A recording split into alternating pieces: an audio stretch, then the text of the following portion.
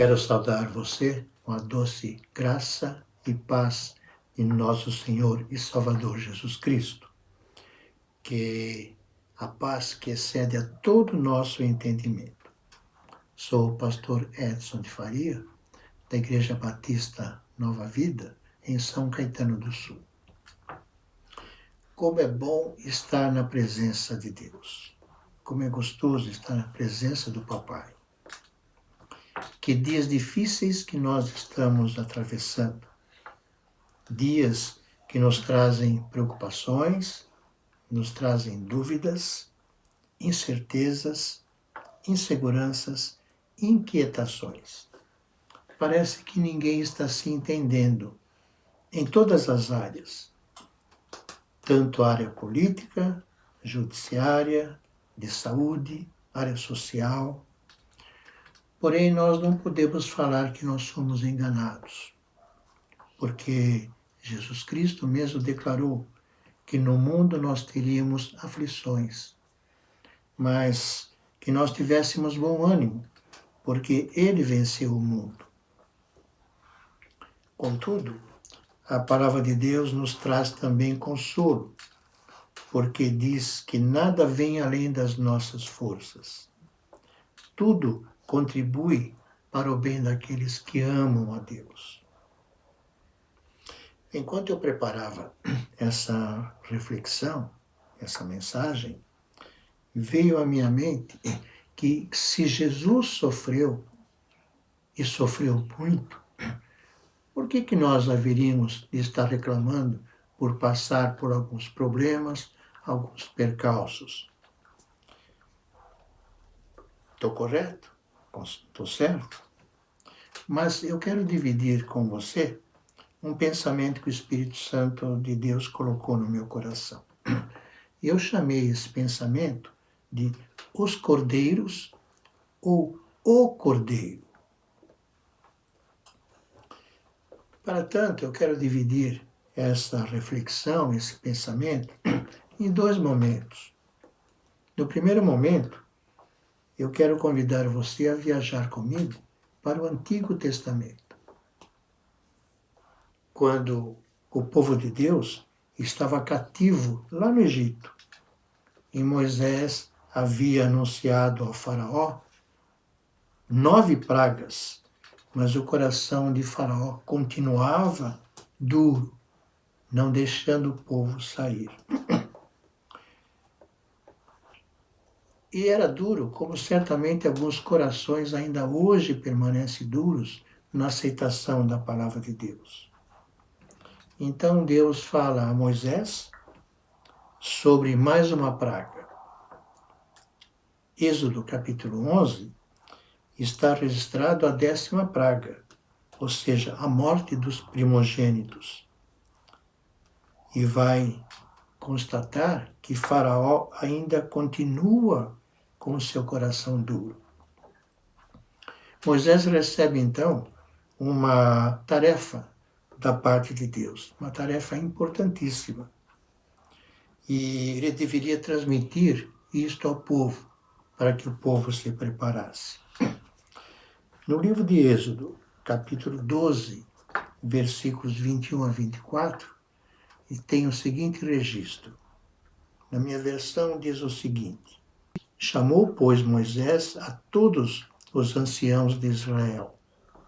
E lhes disse: Escolhei e tomai cordeiros segundo as vossas famílias e imolai a Páscoa. Tomai um molho de sopo, molhai-o no sangue que estiver na bacia, e marcai a verga da porta e as suas ombreiras, com o sangue que estiver na bacia. Nenhum de vós saia da porta da sua casa até pela manhã. Porque o Senhor passará para ferir os egípcios. Quando vir, porém, o sangue na verga da porta em ambas as ombreiras, passará o Senhor daquela porta e não permitirá ao destruidor que entre em vossas casas para vos ferir. Guardai, pois, isto por estatuto para vós outros e para os vossos filhos para sempre. Como o texto relata, um cordeiro sem defeito deveria ser morto e o seu sangue usado para pintar as vigas e umbrais das portas das casas do povo de Deus. Dessa forma, quando o Senhor, ao passar, visse as portas marcadas com o sangue do cordeiro, ele passaria direto, não deixando o destruidor entrar naquela casa, e aquela casa seria salva. Se houvesse um primogênito ali, ele não seria tocado, não seria morto, como estava dizendo a 10ª praga. Mas as casas cujas portas não estivessem pintadas com o sangue do cordeiro, teriam seus primogênitos tocado. Eles seriam mortos, tanto os seres humanos como dos animais. Eu fico impressionado pela forma didática de Deus agir, uma vez que ele deixou explicado o que deveria ser feito e o que deveriam lembrar deste acontecimento. Porque nós temos uma memória muito pequena. Nós esquecemos facilmente das coisas, esquecemos facilmente das bênçãos que nós recebemos. Deveria ser um ato contínuo, deveriam guardar como estatuto ou como regra para eles e seus filhos. Quando seus filhos perguntassem que ritual era aquele, eles deveriam responder que é o sacrifício da Páscoa do Senhor que passou por cima das casas dos filhos de Israel lá no Egito, quando feriu os egípcios e livrou as nossas casas.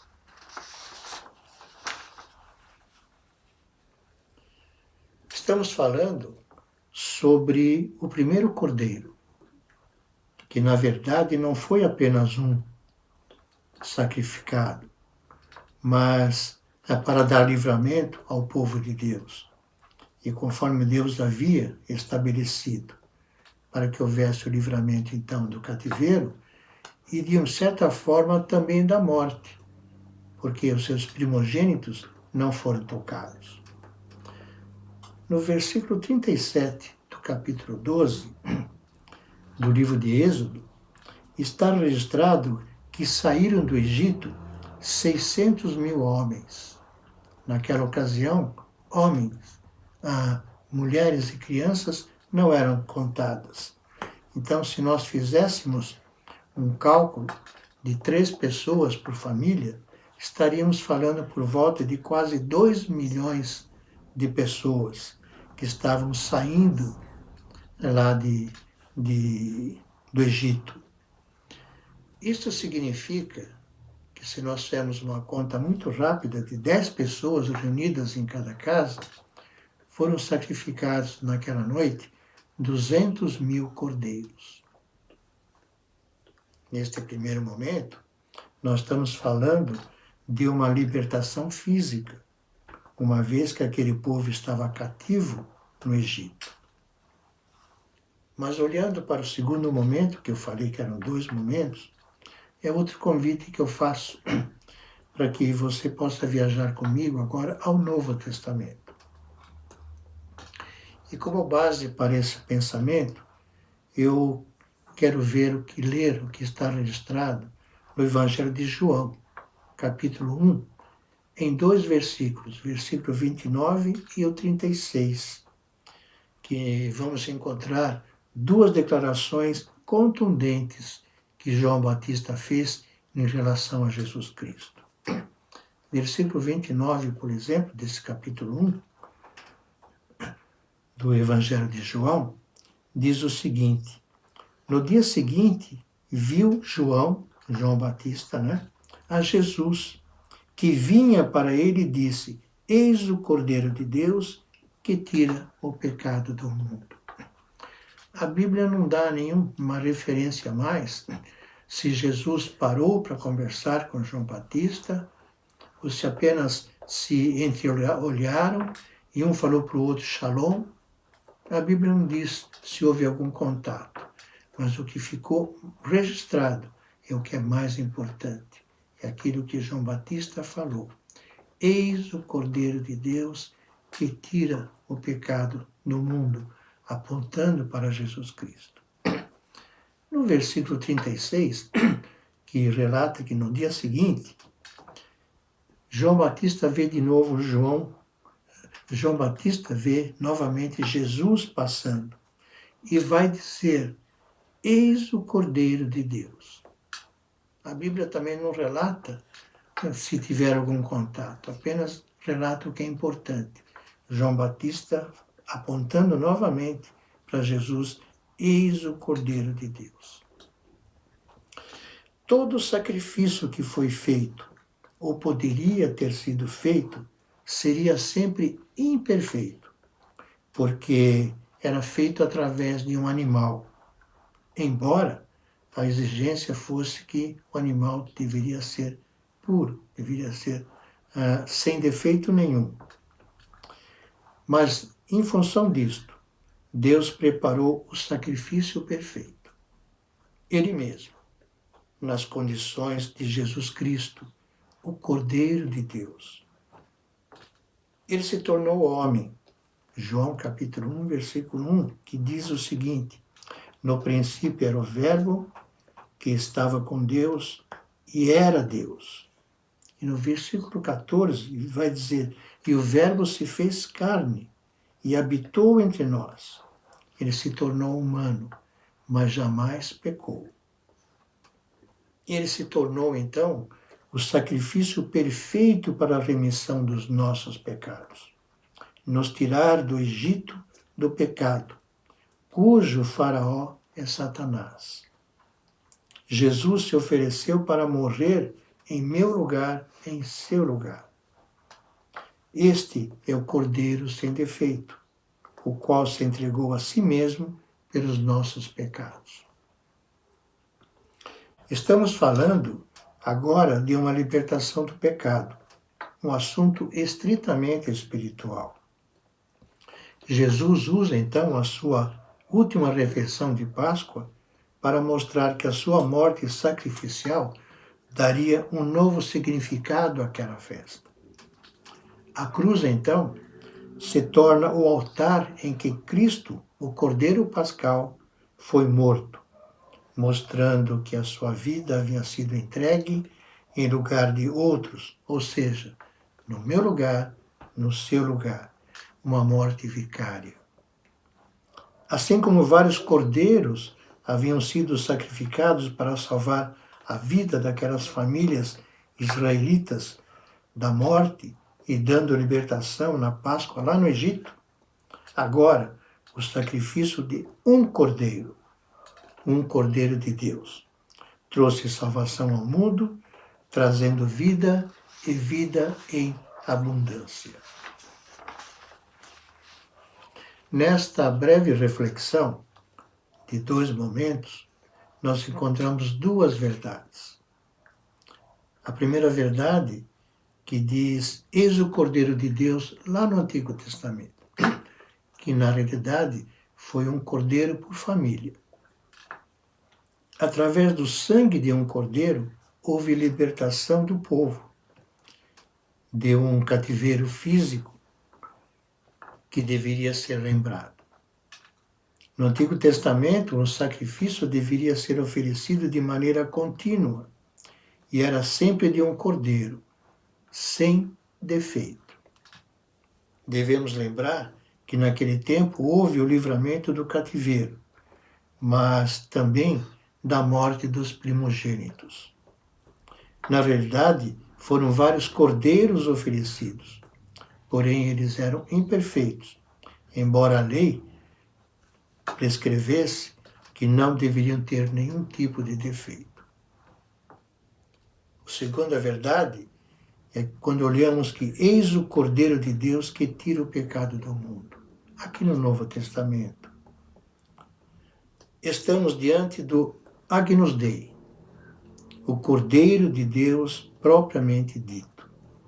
Um Cordeiro expiador, um Cordeiro sofredor, conforme consta de Isaías capítulo 53, verso 7, que registra: Ele foi oprimido e humilhado, mas não abriu a boca.